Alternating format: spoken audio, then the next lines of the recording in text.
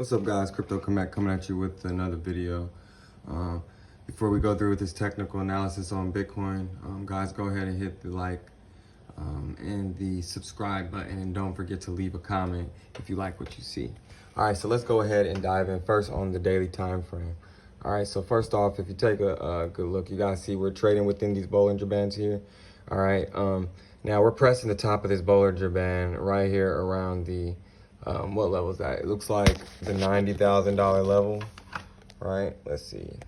Yeah, $90,000 to the $89,000 level, right? So we're trading around that area. Guys, we hit a red candlestick, so this will be a good time to be buying in.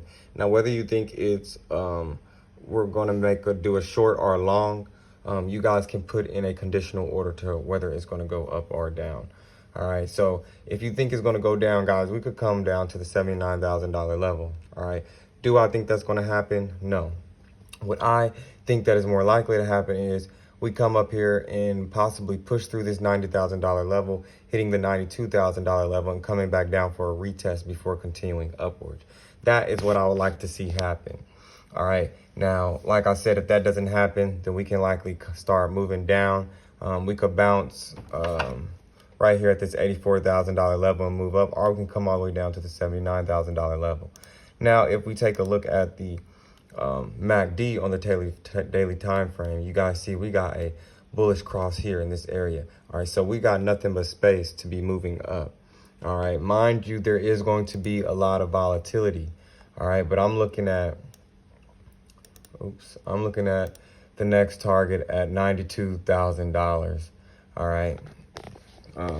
Now, if that's just in the short term, now mind you guys, we don't know what the markets are going to do. So the best strategy right now is to be dollar cost averaging, right? Wow, I'm sorry, guys. This is, I don't like all these little lines. All right. The best strategy right now is to be dollar cost averaging into the market slowly. All right. $10 a day is my strategy that I always recommend to people. It's not financial advice, of course, but it's something that I have done myself and something that I am actually still doing. It's just a good habit to always be buying Bitcoin, especially with the giant race that's going on right now. 21 million coins, guys, and the whole world has to share them. Anyway, let's take a look over here on the weekly time frame, guys. All right, as you can see, we've got this purple wedge pattern, all right, going down, and we have been trading within it, and we seem to have bounced off of the bottom of this trend line pattern, this wedge, as well as the bottom of the Fibonacci level. All right, now, guys, you can see right here, though we are bouncing, we're hitting a lot of resistance. These three red lines that I have drawn here is the resistance level currently on the weekly time frame. All right, so these three lines of resistance. All right, though we have a target up here at the top of this Bollinger Band at $107,000. All right, and we have another target up here at the $109,000 level. All right, now guys, this is all on a weekly time frame. All right, now if you look at the MACD, you can see that we're a bit in the red. We are getting a little bit of bearish action, but I honestly see us having a curve here. Mainly because of I'm seeing this I'm seeing the red starting to lighten up a little bit, the volume.